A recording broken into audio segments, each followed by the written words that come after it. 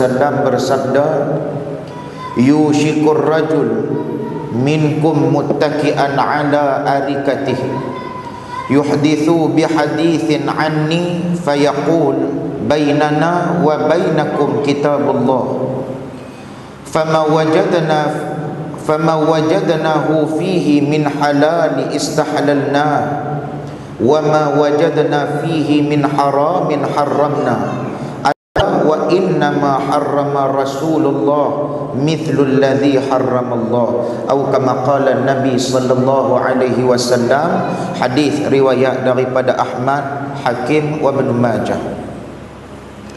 Baik, dia kata pada hari ini daripada satu hadis yang kita akan membicarakan tentang kumpulan manusia yang mereka itu adalah kumpulan anti hadis.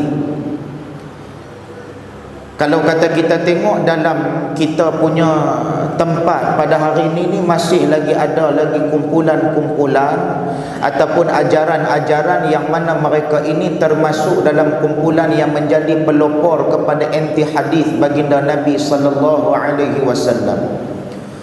Kalau kita lihat bahawasanya hadis ini adalah sumber hukum yang kedua selepas daripada Al-Quran.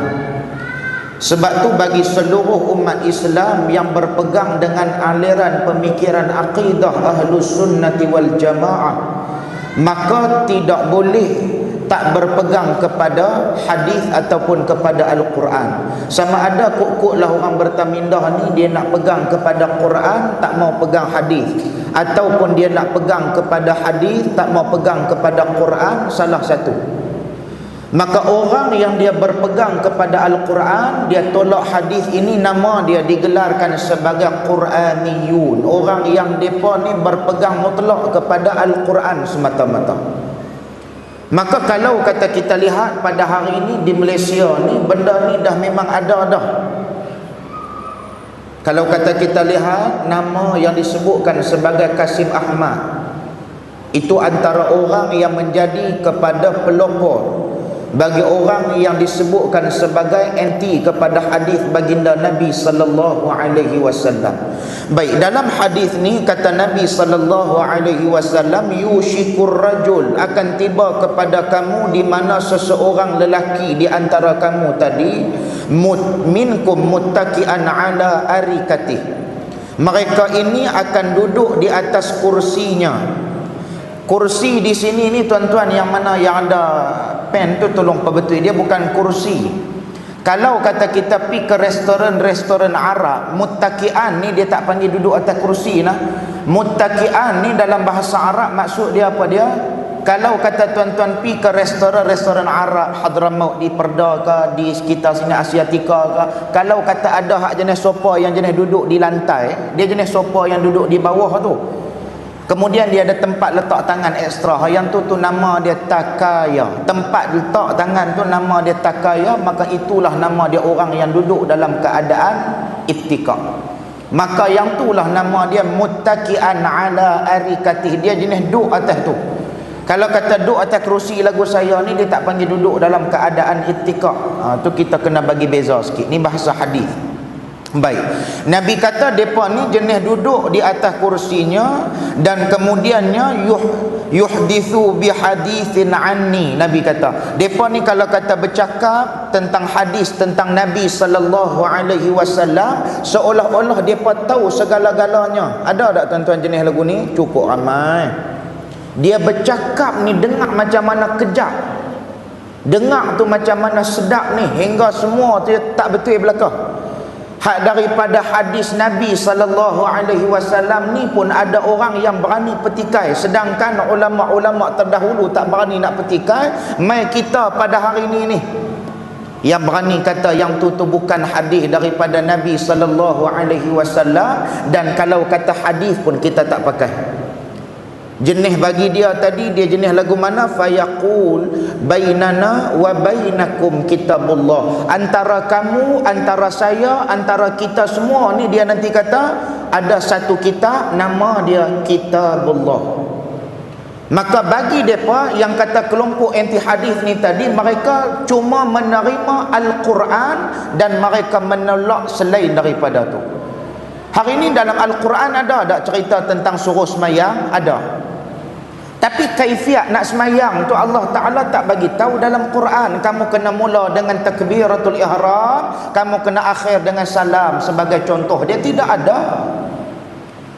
Macam mana kalau kata kita tadi ni beriman kepada Allah, beriman kepada Rasul, Allah Ta'ala suruh kita semayang, tapi benda yang datang daripada Nabi SAW kita tolak habis-habis. Sedangkan Nabi SAW kata, sallu kama ra'aitumuni usalli, semayanglah kamu macam mana kamu tengok aku semayang, kata Nabi SAW. Sebab tu semayang kita ni kena basekan kepada cara Nabi SAW. Sebab hari ni pun semayang ni pun satu dia nama semayang, tapi macam-macam cara dia ada. Hak kelupuk macam nak ambil umur pun ada. Kan? Kita tengok kadang-kadang nak semayang ni tengah jam angkat takbir saja. Hak jenis tu pasal apa? Pasal dalam diri dia tadi ni dia tak mengikut cara Nabi SAW. Tuan-tuan mai berdiri tang hari Jumaat, sudah tuan-tuan nanti tengok macam-macam perangai hak mai semayang tu. Ada hak lagu nak tangkap bulan, tak tangkap bulan. Ada hak lagu dia nak pergi terapa, siapa pun tak tahu. Dapat sekali tu sat lagi dia tangkap tu sat lagi sampai terketak-ketak pun ada. Macam mana satu bangla tu baru ni dia semayang sebelah dengan saya tak khutbah, saya duduk semayang di belakang tu. Dia kira bangla tu pun kira terkejut tengok satu hamba Allah tu angkat takbir, dia kira angkat sampai lagu tu, kira dia duduk mencanak naik tu bangla tu dekat nak habis umur habis. Bangla tu pun geleng kepala, kira negara aku tak ada teruk sampai semayang lagu ni. Kira mai hak duk ada pelik-pelik ni di sinilah. Pasal tu yang kata kita kena ikut exactly macam Nabi SAW. Pasal itulah dalam hadis yang lain kata Nabi, inna asdaqal hadithi kitabullah wa khairul hadi Muhammad. Yang kitab yang paling benar, perkabaran yang paling asah, tidak ada keraguan, inna asdaqal hadith kitabullah, kitab Allah sahaja yang tidak ada keraguan. Kemudian kata Nabi, jalan yang disebutkan sebagai petunjuk yang nak bawa kamu tadi kepada jalan ketaatan yang sebenar kepada Allah, jalan petunjuk yang sebenar adalah jalan Allah Subhanahu wa taala yang dibawa oleh Nabi sallallahu alaihi wasallam. Wasyarrul umuri muhdatsatuha, dan setiap yang benda yang tak dibuat oleh Nabi sallallahu alaihi wasallam, siapa-siapa yang mengadakan sesuatu perkara yang baharu itu, maka kata Nabi sallallahu alaihi wasallam, maka inilah yang disebutkan seburuk-buruk jalan yang ada. Sebab tu tuan-tuan, kita hari ini semua pakat-pakat semayang belaka. Tapi kita semayang tadi, yang kita nak kena letakkan bukanlah syariat sebagai utama. Yang kita nak kena letak adalah akidah. Sebab tu hari ni puak-puak Syiah pun semayang. Hari ni di Kuala Lumpur, kalau kata area-area Gombak tu, boleh katakan area Taman Greenwood tu, boleh katakan kebanyakan puak-puak Syiah berada di situ. Area Taman Seri Gombak, mereka buat perayaan mereka buat pesta mereka, yang mereka juga kata mereka juga beriman kepada Allah Subhanahu wa taala.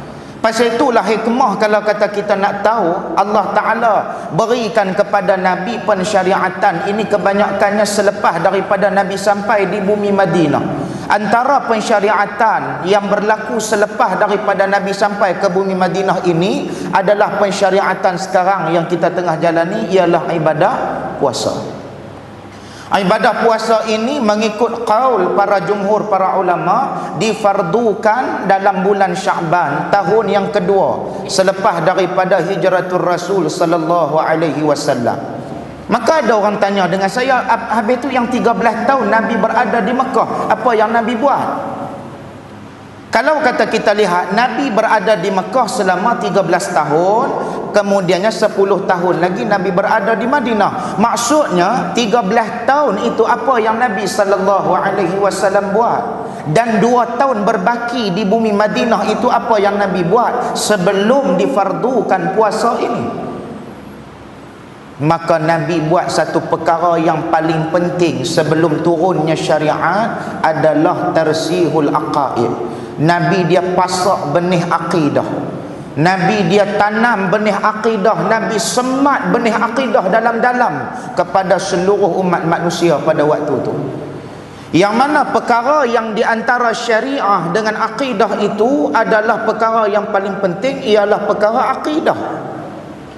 Hari ini kalau kata kita tengok semua orang sembahyang belaka, tapi yang kata sembahyang itu, yang kata salat itu, salat siapa yang nak diterima di sisi Allah Subhanahu wa taala? Bagaimana kalau kata seorang Syiah yang menjadi imam, yang makmumnya tadi adalah Ahlus Sunnati wal Jamaah? Inilah perkara yang kita kena lihat. Pasal tu Nabi dia datang, dia pasak benih akidah dulu sebelum pensyariatan itu diutamakan. Bila kata akidah dah kuat, maka dipasakkan dengan hukum syarak. Maka dengan diletakkan syariah tadilah menjadikan umat Islam kesemuanya berada dalam keadaan yang disebutkan sebagai rahmatan lil alamin, seperti mana yang disebutkan oleh Allah dalam Al-Quran, wa ma arsalnaka illa rahmatan lil alamin. Tidak diutuskan engkau wahai Muhammad sallallahu alaihi wasallam melainkan memberikan rahmat kepada seluruh alam. Sebab tu Allah Ta'ala dia backup Nabi sallallahu alaihi wasallam habis-habisan. Sebab tu kalau kata kita lihat pada hari ini, antara yang menjadi pelopor kepada akidah yang sesat ini adalah Qasim Ahmad di Malaysia. Anak murid bukan kata 10,000 orang, lebih daripada tu lagi dengan pahaman Rashad Khalifah yang dicuba diamalkan di sini. Dia cuba bawa penekanan tersebut, dia cuba bawa pembayangan dengan cara tersebut yang masyarakat kita suka kepada benda yang mudah. Orang kita ni apa benda ajaran sesat semua tak ada, semua ada belaka. Pengikut Ayah Pin, bukan kata calon-calon orang. Ayah Pin bin Ayah Pan tu, pengikut dia hak ada degree pun ada, ijazah syariah dan undang-undang. Universiti Islam Antarabangsa Malaysia ada. Ijazah dalam bidang usuluddin pun pi beriman ke Ayah Pin, muka sampai nak kecok kecil maneh, takkan Tuhan kecil maneh kot. Tuhan ada penyakit buah pinggang, lemah jantung, darah tinggi, itu Tuhan apa ni? Tapi main dengan manusia ni hak duk ikut ni tadi, bukan kata calon-calon orang, paling kurang degree. Tapi degree tidak menjadi kayu ukur kepada kefahaman ilmu seseorang.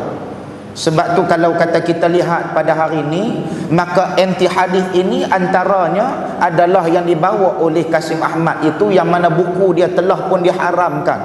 Kalau tak silap saya tahun 1985 ataupun 86. Buku dia yang bertajuk Hadis Satu Penilaian Semula.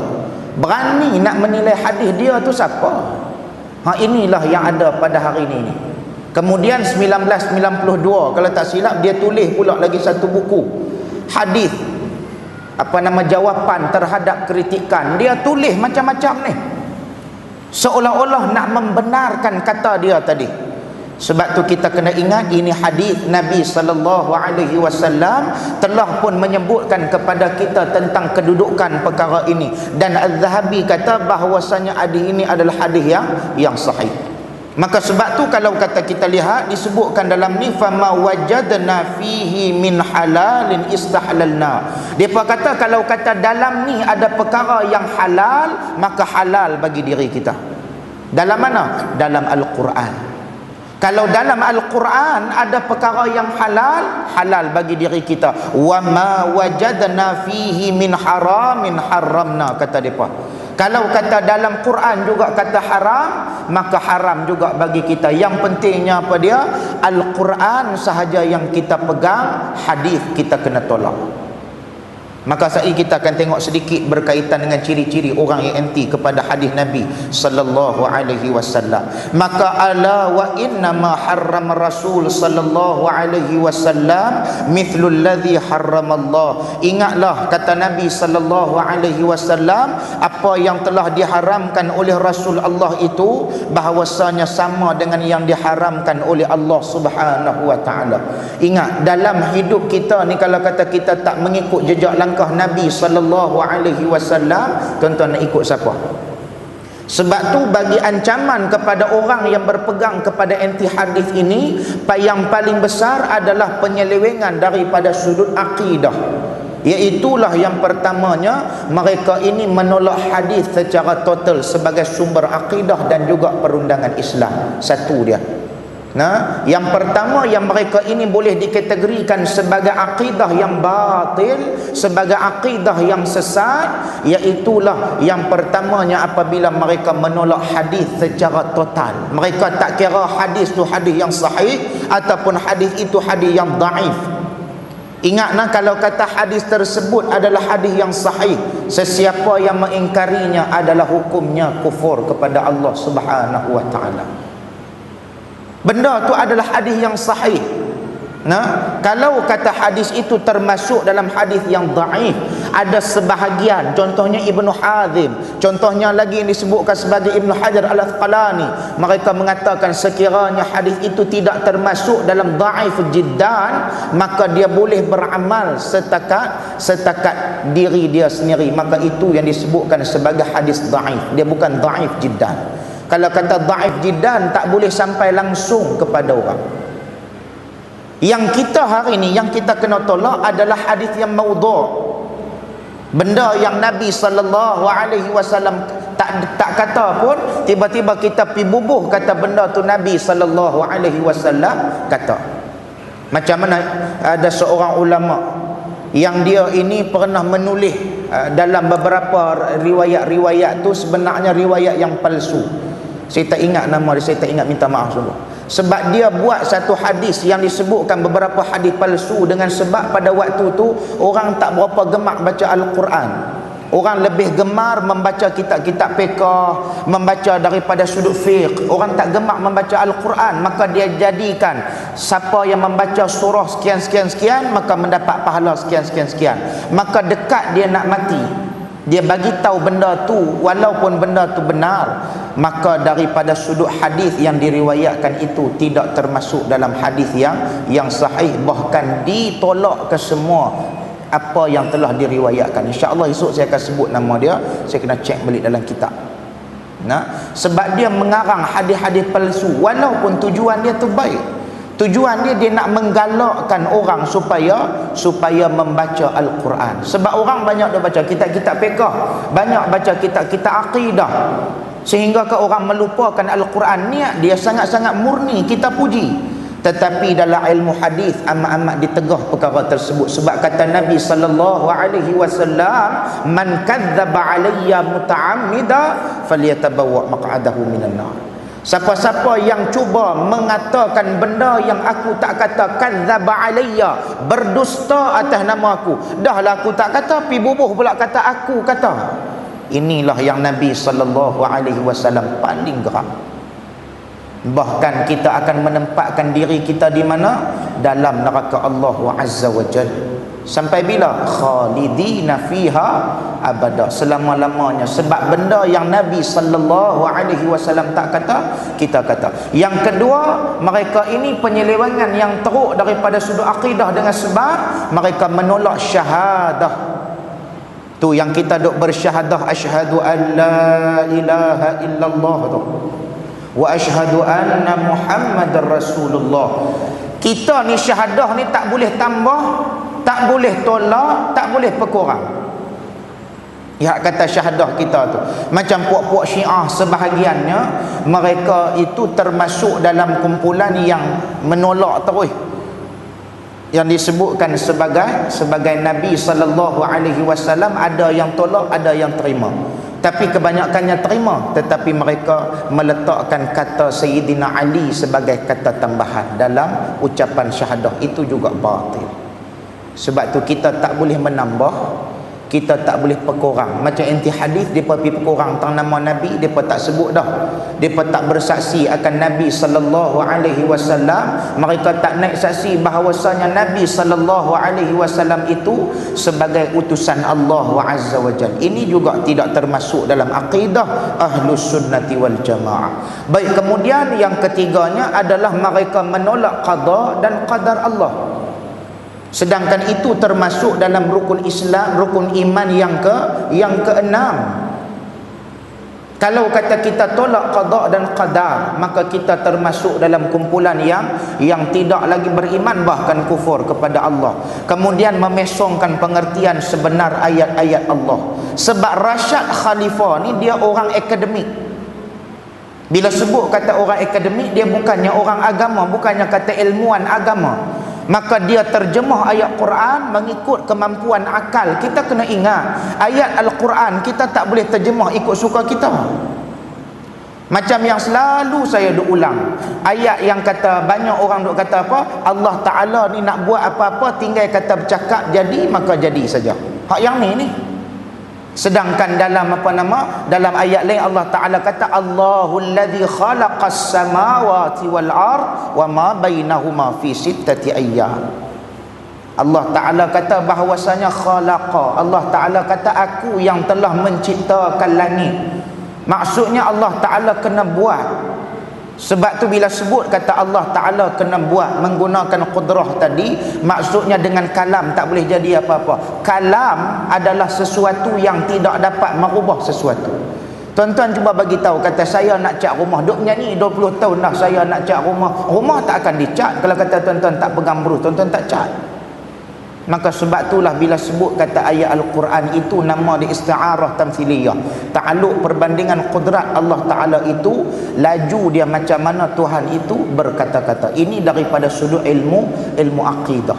Maka kita kena faham bahawasanya pada hari ini ayat Al-Quran itu bukanlah boleh kita senang-senang baca dan senang-senang kita faham. Bagaimana ayat itu turun kehendak dia tadi kita tak tahu. Sebab ayat Al-Quran ini dia ada dalam beberapa bentuk. Antaranya bayan kulli, antaranya lagi bayan ijmali, antaranya lagi yang disebutkan sebagai bayan tafsili. Maka macam mana kita nak mengenal ayat-ayat tersebut? Maka kita perlukan kepada penguasaan ilmu. Yang kadang-kadang Al-Quran perlu ditafsir dengan hadis Nabi sallallahu alaihi wasallam. Yang ini kita kena mengaji dalam ilmu ulumul Quran. Baik, kemudian dia ada sebut lagi tentang bila sebut kata mereka tadi menolak hadis, maka mereka menolak juga Nabi sallallahu alaihi wasallam. Walaupun kadang-kadang tuan-tuan tanya dengan orang-orang yang menolak hadis, mereka akan kata kami tak tolak Nabi, kami cinta kepada Nabi, kami sayang kepada Nabi sallallahu alaihi wasallam. Yang kami tolak adalah cakap dia, kami tak tolak individu tersebut. Ini adalah kalam-kalam taqiyah yang pernah dibuat oleh puak-puak Syiah untuk nak mengkaburkan pandangan masyarakat terhadap diri mereka tadi. Sebab itulah sebagai khulasah dia pada hari ini yang kita nak kena faham dalam kehidupan kita selaku orang yang berpegang kepada ajaran akidah Ahlus Sunnati wal Jamaah, maka kita kena letakkan dalam hidup kita tadi yang pertama Al-Quran yang kita perlu pegang. Sampai Nabi kata Quran dengan hadis ni kita kena sekalikan bin nawajis, dengan gigi geraham. Gigit sungguh-sungguh. Sebab zaman akhir zaman ini adalah zaman yang serba penuh dengan kekacauan, yang penuh dengan fitnah. Hari ini tuan-tuan, bila sebut kata kita akhir zaman ni, hidup dalam keadaan masing-masing ada pahaman belaka. Yang Syiah kata dia betul, Ahlus Sunnah kata dia betul. Yang bila sebut tentang pula Murji'ah kata dia, Khawarij kata dia, semua pakak-pakak kata depa betul. Ni kumpulan anti hadis ni pun kata depa juga yang paling betul. Maka siapa dia ajaran yang paling betul ni? Maka tuan-tuan kena refer balik kepada Al-Quran dan hadis. Kalau kata benda tu bertentangan dengan Al-Quran ataupun bertentangan dengan hadis Nabi sallallahu alaihi wasallam, maka dialah kumpulan yang disebutkan sebagai kumpulan yang batil itu sendiri. Nah, maka yang ketiganya kita kena berpegang juga kepada, selepas daripada hadis kita berpegang kepada ijma' dan juga qiyas para sahabat. Maka bila sebut kata qiyas para ulama tadi ni, maka kita kena letakkan dalam hidup kita sebagai yang terakhir dia pada hari ini. Kalau kata nikmat yang telah diberikan selama ini kepada kita, maka wajib bagi kita gunakan untuk kita mendalami terus ilmu Allah Subhanahu wa taala dengan kita berpegang teguh kepada Al-Quran dan hadis Nabi sallallahu alaihi wasallam. Kita dengar pasal Kasim Ahmad ke, pasal siapa pun lepas daripada ni kok-kok lah pewaris dia pula ada ke hak jenis yang duk anti hadis juga ni, maka kita kena faham inilah mereka kumpulan yang tersasar daripada landasan akidah Ahlus Sunnati wal Jamaah. Maka mereka kena bertaubat kepada Allah dan wajib kena minta ampun kepada Allah Subhanahu wa taala. Kalau tidak, tempat mereka adalah dalam neraka Allah Subhanahu wa taala. Insya-Allah pada keesokan hari kita akan tengok pula tentang satu hadis lagi, iaitu memegang agama seperti memegang bara api. Tuan-tuan, hari ini kita hidup di akhir zaman ni, kita kena pegang agama dengan hati kita yang betul-betul suci ikhlas kerana Allah Subhanahu wa taala. Bagaimana kita nak mendapatkan mukhlishina lahuddin? Insya-Allah esok kita akan bincangkan siapa dia yang disebutkan oleh Allah dalam Al-Bayyinah itu mukhlishina lahuddin. Nah, siapa dia orang yang ikhlas dalam agama dia?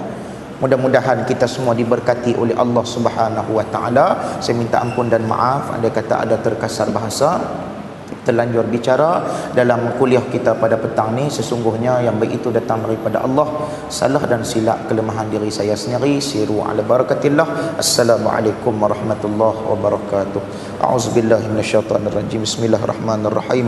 Radina billahi rabba wa bil islami dina bi Muhammadin nabiyyan wa rasula wa sallallahu ala Muhammad wa ala alihi wa sahbihi wa baraka wa sallam. Alhamdulillahi rabbil alamin. Taqabbalallahu minkum. Assalamualaikum warahmatullahi wabarakatuh.